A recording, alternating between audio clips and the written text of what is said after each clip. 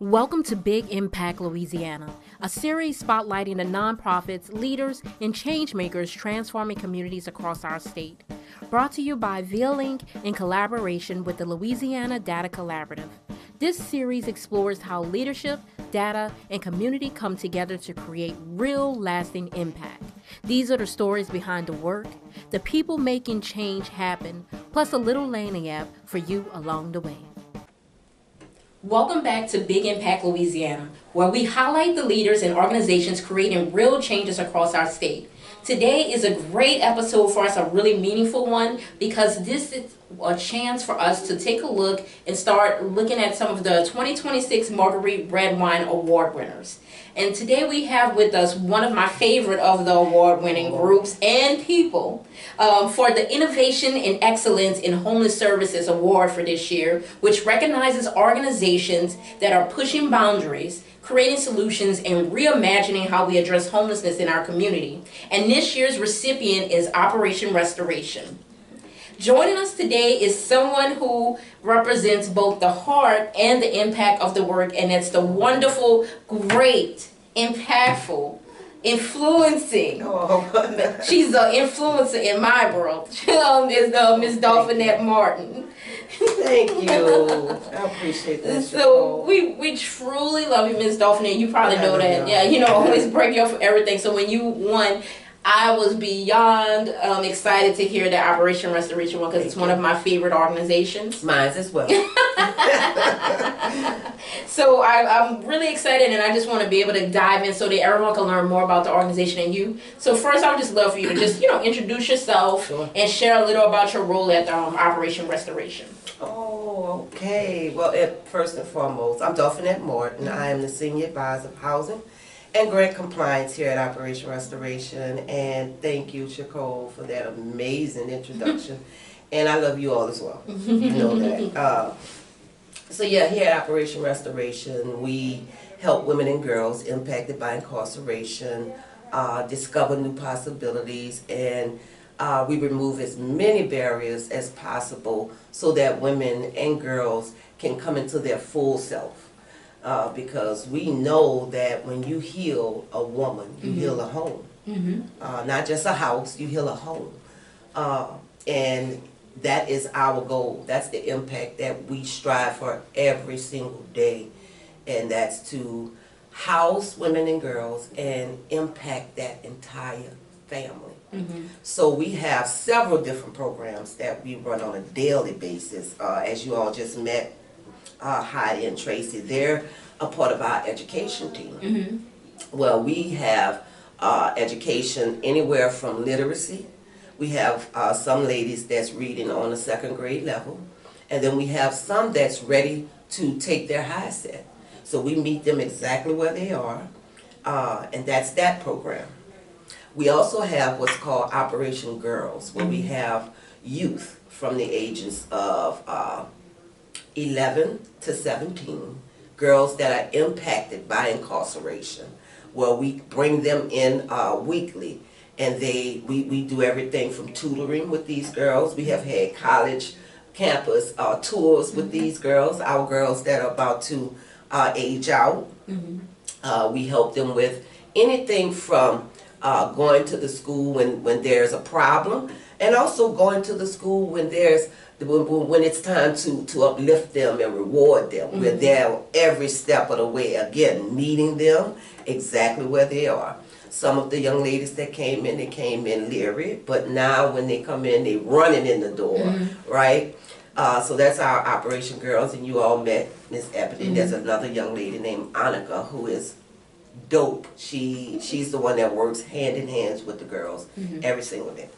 We also have our life coaches that you met. They're the heart and soul of social services, right? We call them life coaches because they're not just case managers. They work with women throughout their life, right?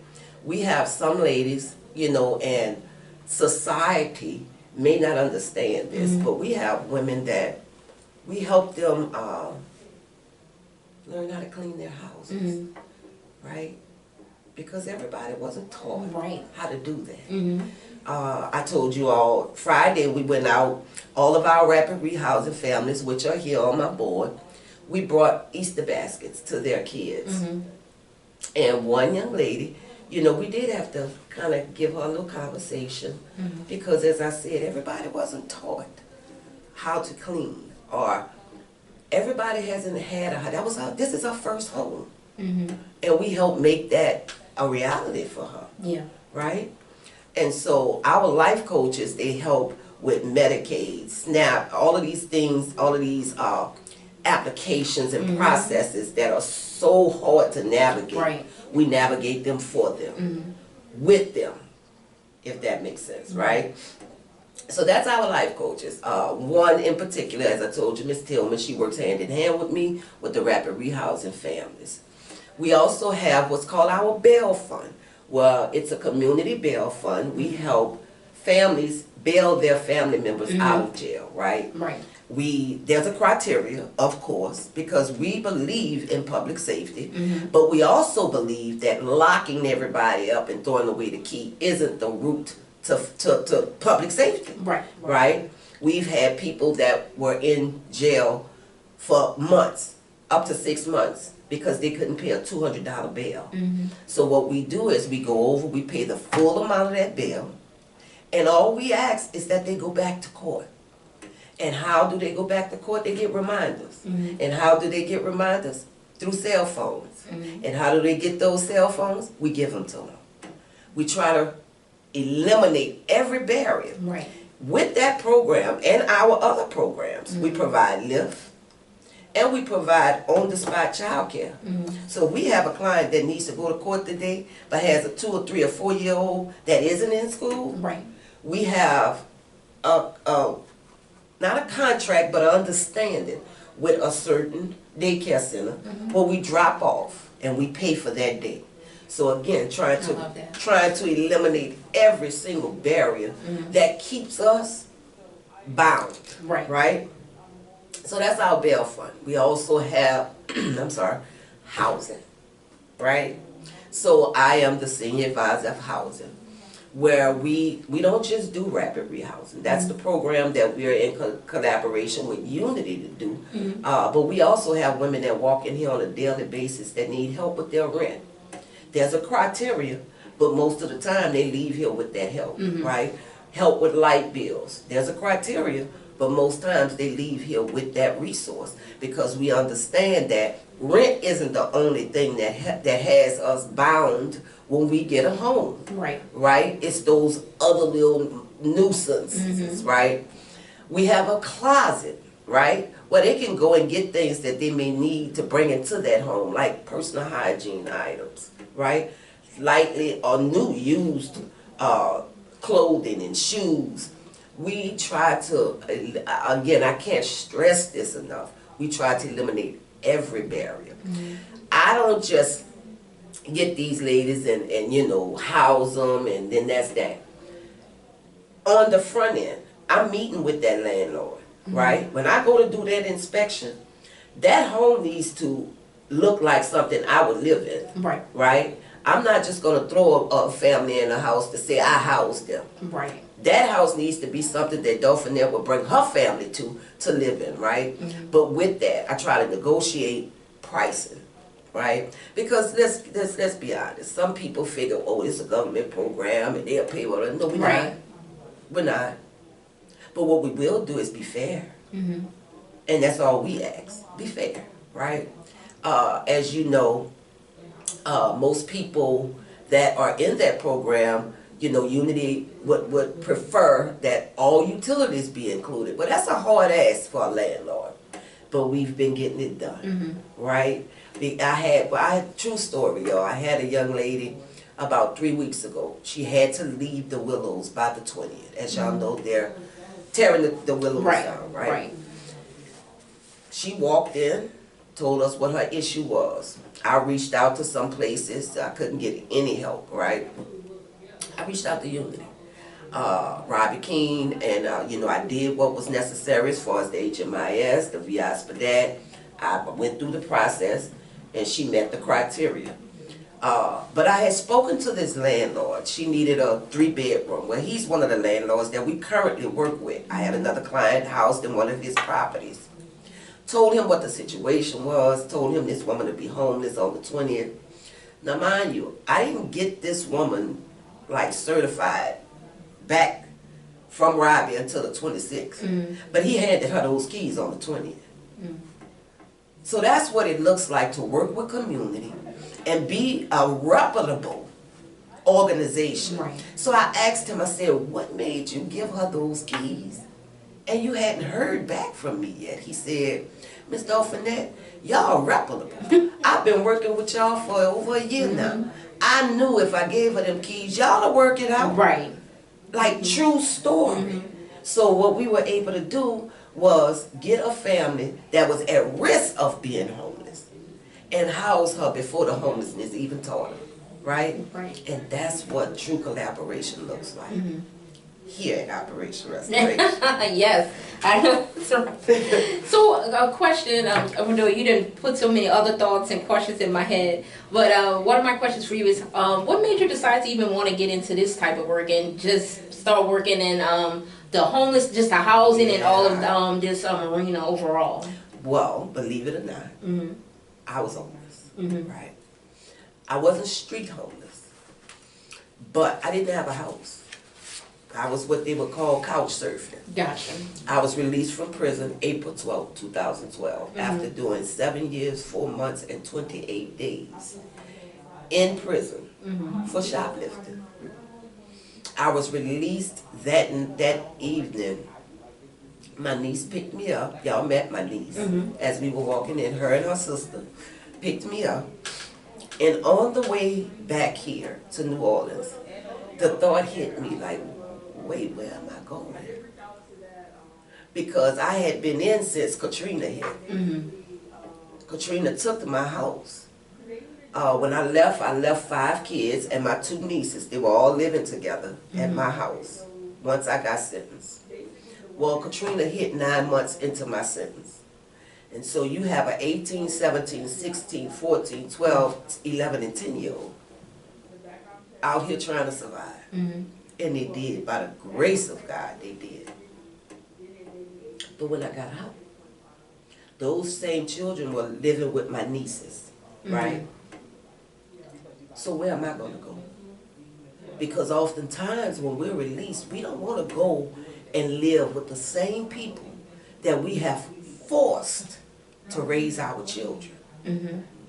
Because if we're going to have a real conversation, we're going to have a real conversation. Right. When we leave or when we're taken from our family, we leave the responsibility of those family members left behind to then raise our children with no resources.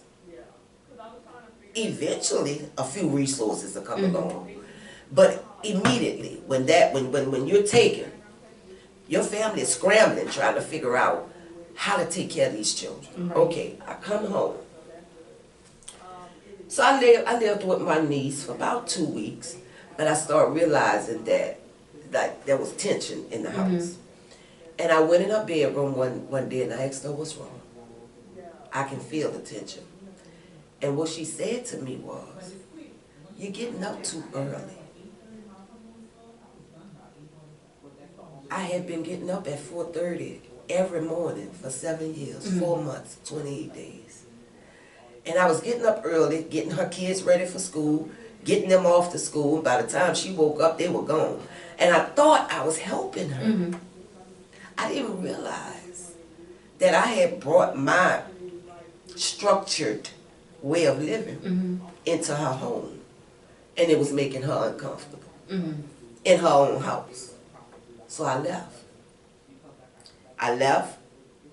And I wasn't upset. In that moment, I realized our prison sentences impact the entire family in some way. Right? So I went by my mom. My mom at the time was living in a senior living facility. I still had a 17-year-old daughter who is disabled, who was still in school. So now I'm hiding in the senior living with my disabled child. And I did that for a year. We left early in the morning before the office opened up, and we wouldn't come back until after it was closed. Well, some of her neighbors start seeing that, and they start complaining. We wasn't causing no problems Right. at all. But true to human nature, it's like, well, what make her so special? Her family can live with her. Now I'm risking my mom's stable housing. But as God would have it, I had applied in the Fisher development. And the management came to my mom and said, I knew they were here. And I've been knew they were here for about 6 months now. She said, but they haven't caused one problem. She said, but the neighbors, and I have to hear them. Right. They're complaining. The next day, Fisher called me. They had my apartment ready. And that's when I moved into my own. So housing has always, from the beginning, been something dear to me because I went from couch to couch with my disabled daughter Right. every night trying to figure out if this would be the last night. So when I got into this work, I didn't want no other woman feeling like, is this the last night we're going to be able to stay here? Right. You don't sleep well when you're worried about where you're going to sleep safe tonight. So that's what brought me into the work.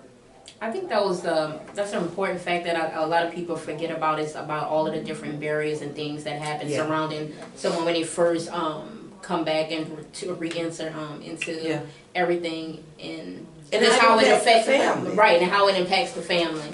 You know, especially like it makes me think about how different things, situations have impacted my family and my friends' family, and we don't, you don't think about it in that way until you put it into perspective, and I think that's a really important fact that people need to start thinking about, and how all of those things actually play on how a person is able to go through their reentry process, just to get to wherever the next stage. Because reentry literally starts the day you walk into the jail. Right.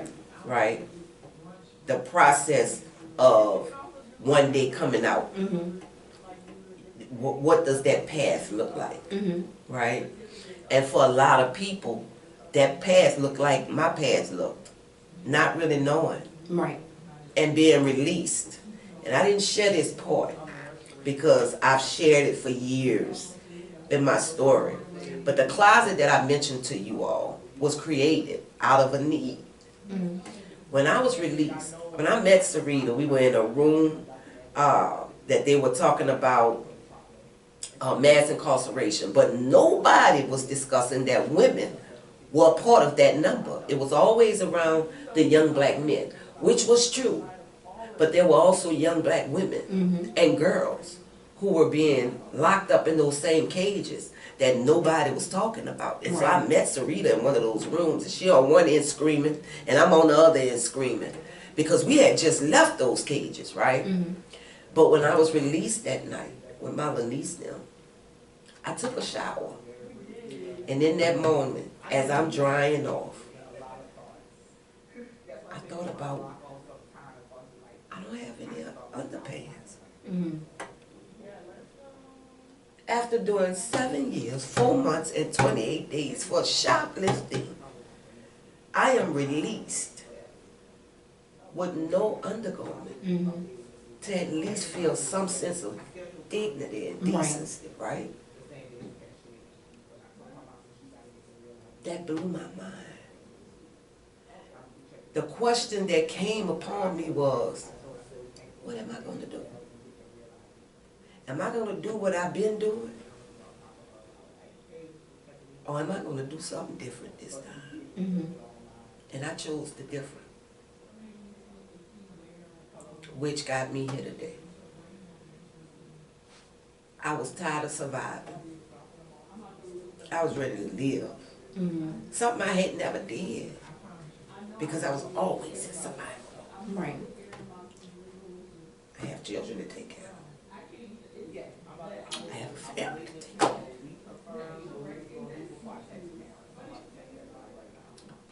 And if I don't do something different this time, I'm going to get the same thing I've been getting. Right. I was done with prison. I was completely done. So, yeah. Reentry starts when you walk in. I never You thought about have it. to Yeah. have a plan. We have a plan starting. Yeah. And yeah, and I know that's not a reality for Excuse most me. people. No, it's okay. Still to this day, it's like people don't understand what we go through. They just know, you know, they broke the law. Right. No, we will survive it. There is no prison in this world that was created for a woman. Not one. They all were created for men. We just had to adapt Right. to that environment. Full of trauma, because that's what leads us there. Right. The trauma, the unresolved trauma. Right? Yeah, and I told y'all that story because, you know, that the closet was created because of that and Sarita, our CEO and president. Sarita was 19 when she was given a 20-year sentence. 19. Right. So she did 10 of those 19, and when she come home, you expect her to know what her bra size is? In prison, you get small, medium, large. That's it. Right. Extra large. Anything over that, you just gotta, right? And so her and I did talking one day, like how are we gonna help other women not have to go through that? Right. And she came up with the closet. We have, I'm telling y'all, everything from sanitary products to wigs in the closet. Our underwear, however, is brand new. We have a contract with Bragini, where we send women, if we don't have their sizes there, brand new though, we send them to Bragini in a lift, I love that. and they can get 2 bras. They get sized, and they get 2 good bras. You know, a good bra Yeah, for that's a woman that's something. Why? It's This not a conversation for you, It's Gary. 100%. It's important. A good bra is Right. important, Right. especially when you're heavy. It's important. It's definitely important. Yeah. So yeah, we have that for. That's so you kind of already touched on it, but like, what makes y'all approach to addressing homelessness and reentry unique? I think a lot of it for me is because it's something that's always really been important to me, especially I've been trying to work on a program around it. It's like the life skills, because people forget about it's. Sometimes it's just the small things. Not everybody was taught Absolutely. how to just to pay bills and That's right. And everybody forgets about those small facts, and I That's think that's right. something y'all do greatest. And y'all think about all of the other stuff that people are forgetting. Like that's the only way people can be successful, when they get the tools they need and the That's resources right. they need to be able to That's do all right. of those other things too. That's right. And I think that's one of the things. But what for you? What do you feel like y'all makes your organization like unique in how y'all addressing some of these concerns? I would for say homelessness? unique in the fact that we have the lived experience of all of those things I just said to you. Because every program that we have here was created out of a need. Right. Right? Montreal Camouche, she's our senior advisor, quality care innovator, right? Montreal couldn't turn on a computer when she first was released. She did 19 years, 8 months, I believe, and some days. 20 years. She didn't know where the start button was on a computer. I found her a computer class. We paid for it. She was our first rapid response. We had to come up with a way to help this young lady. So we came up with what's called a rapid response program. It's a monetary program we have here where any woman that's impacted by incarceration can come in, and there is $600 allocated to her per year. She can use it all at once. We don't put the money in their hand. Right. She can use it all at once, or she can break it up. Let's say she come in, she has all her documents, and she has a $300 light bill that's about to be disconnected. She has her disconnector. She can use that $300 $300 of that $600 on her light bill. So Montreal was our first rapid response. We paid for her computer class. Montreal is now over all of our systems. I love that. Did y'all hear me? That's great. Now, if that's not an impact. That's beyond impact. Yeah, that's it, for real impact. Okay. Yeah, that's wonderful. That's how that rapid response program was created. Montreal started working here. She was still in the federal halfway house. She worked for free. She would come and clean. We were over on Thalia Street. We were renting a little space from a church over there. So it was a public restroom. Montreal would clean the bathrooms for free. Before, because there was no money to hire her. Right. She brought the bail fund here into the organization. That fund has like an annually it at about $3 million. She brought that here. That's great. When it got here, it was in a $25,000 deficit. She raised and made connections and collaborations to where that fund is now in the millions. I'm talking about a young lady who couldn't press this button right here and know that it meant to turn this computer on. Right? The closet, a need. Right. Education.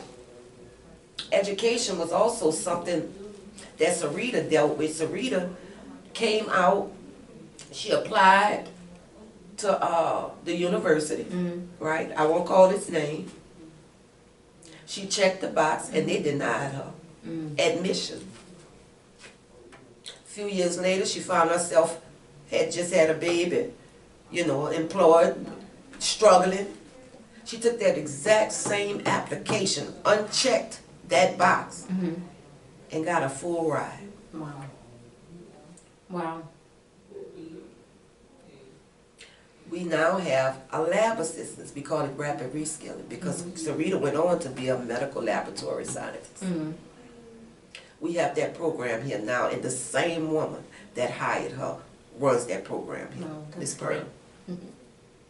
So we're talking about impact, and we're talking about lived experience, and we're talking about the things that we needed that wasn't available to us, so we created it. Because I know we ain't the only one that need it, right? Right, right. Can't be. Can't be. And also education changed my trajectory of my reentry. I was sitting in the LCIW, Louisiana Correctional Institute for Women. Yeah. I had 4 years left on my sentence, and I said to myself, because I got my GED within a month. I thought maybe I could go in GED, but I got it so fast, it was like, damn, that's over, right? And I was thinking, what can I do to make me better than I was when I came here? These were the options in that prison for women. Culinary. I hate cooking. I hate everything about it. You're not alone. Okay? They had the horticulture. My hair was as long as your braids. I am not getting that dirt in my hair. Not doing it. I can't stand bugs, and my allergies are bad. Right. So I wasn't doing that. And then they had office system technology. I didn't know how to turn on a computer either. I didn't know no such thing as home keys. What is that? But I got in that class. And I'll be honest with y'all, I got in that class because the professor looked like me. She was a black woman that I could relate to. 6 months before I graduated that class, she came to me, she said, Dolfinette. No, she called me Martin, because in the prison they call you by your last name. She said, Martin, I want you to go to college and get your degree in this when you leave here. And I said to her, how? I was 40 years old. I said, how? My family poor. I ain't got no money to go to no college. That woman taught me about grants and student loans and scholarships. I never knew nothing about that. 40 years old. So when I left, I went to college. and I got my degree, my Associate of Applied Science in Business Office Technologies. So I knew how important it was for my child to learn how to use a computer. Because everything we do is in technology. It's technology driven. Yeah. Yeah.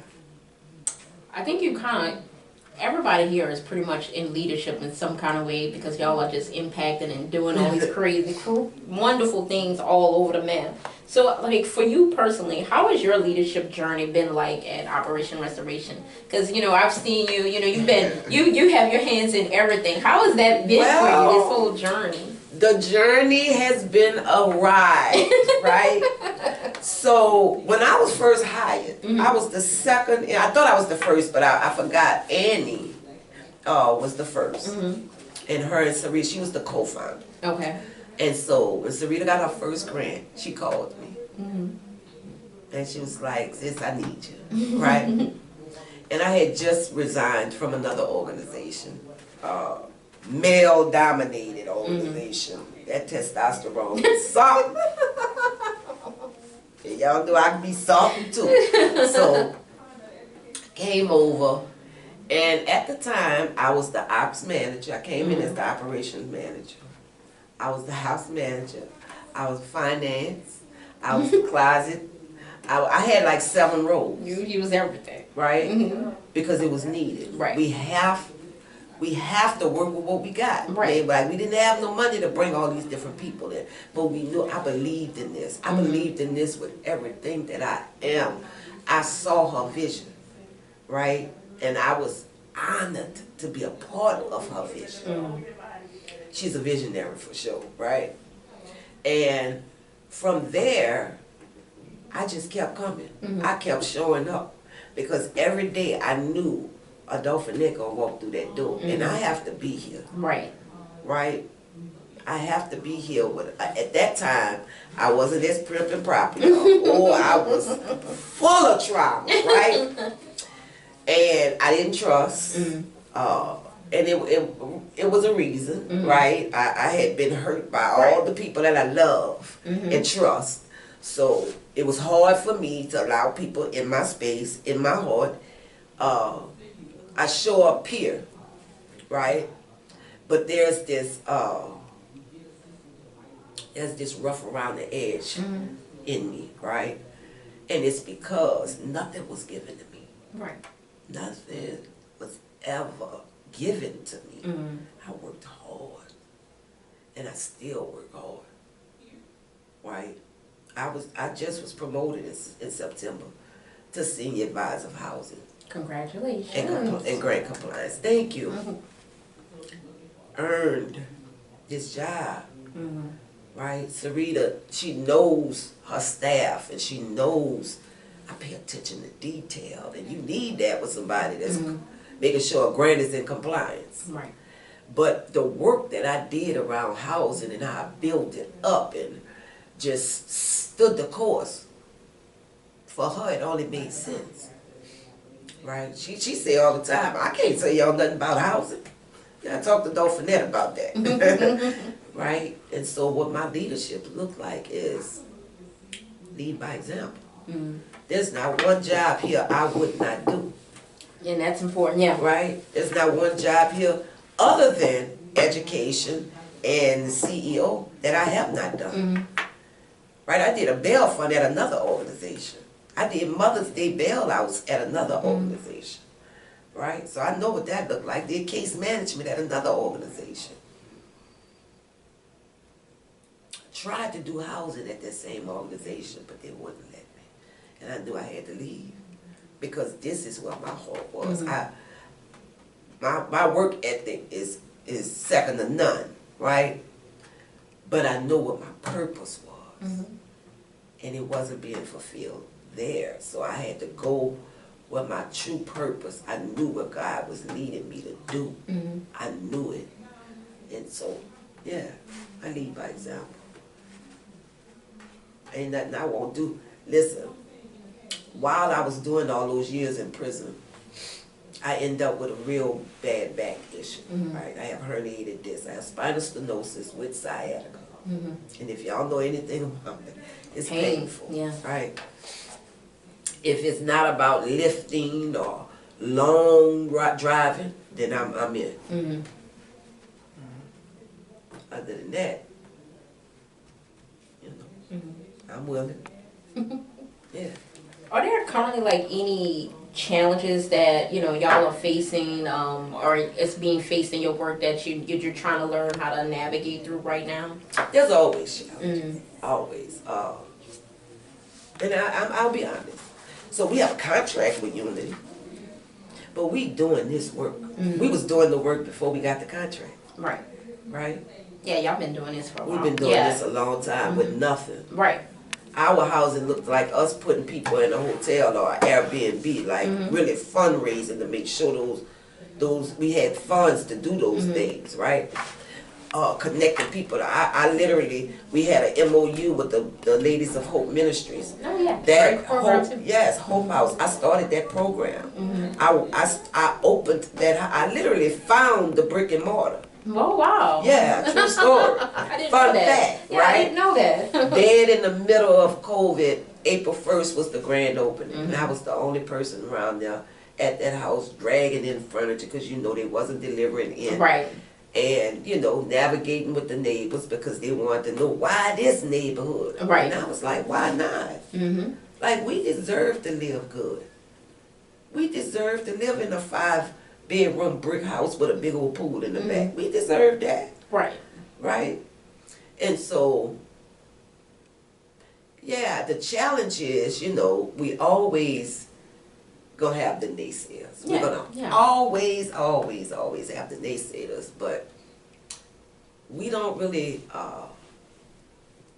if I could sum it all up, what I said about me, nothing is given to us.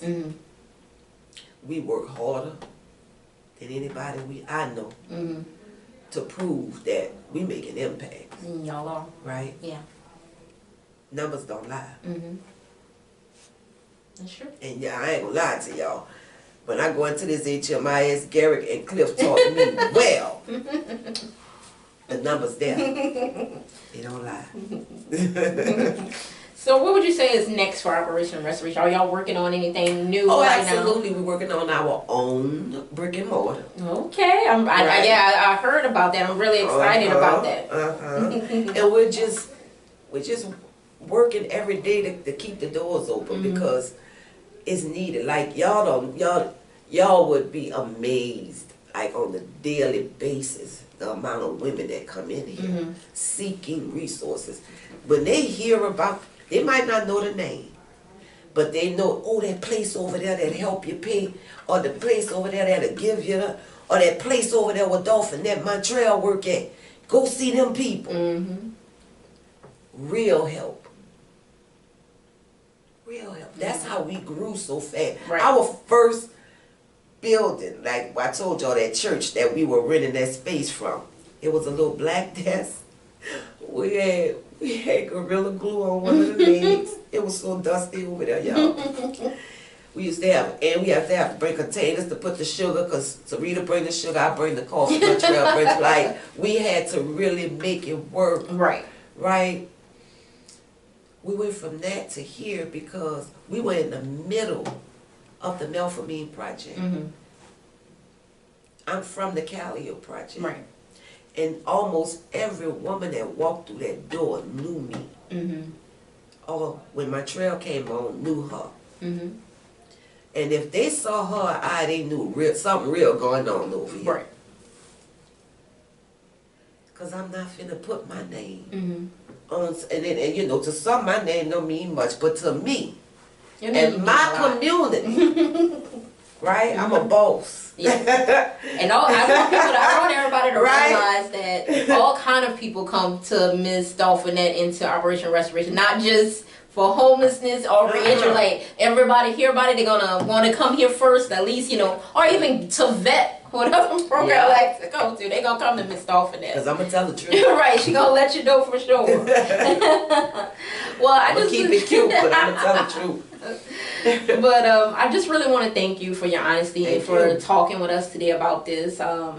I'm really happy about y'all winning the award. I'm just I am glad too, to man. see. Shout out to us, Yes. for real. And I'm it just wasn't glad to see what y'all easy, right. but And I can't wait to see what y'all do next with your programming, because y'all are always doing something new and great. I recently saw y'all Sarita speaking at the Power Up Women's Luncheon, and she had my mind going about thinking about some things, and you always put something new in my mind that I keep aggravating them about. So I just want to thank you again for being on the show, Thank and I just want you to know I respect you to the highest. thank you. You know, you mean a lot to me. I tell everybody how great you are and how, you know, all of the great things everybody is doing in Operation Restoration. So to learn more about Operation Restoration, I'm going to put on our captions all the information so you can learn different things about what they're doing next, how you can get involved, volunteer, donate, and also how you can buy tickets so you can come and meet Miss Dolfinette in person at the Marguerite Redwine Awards. Don't meet me there, be me there. All right, thank you guys, and we'll see you again on Big Impact.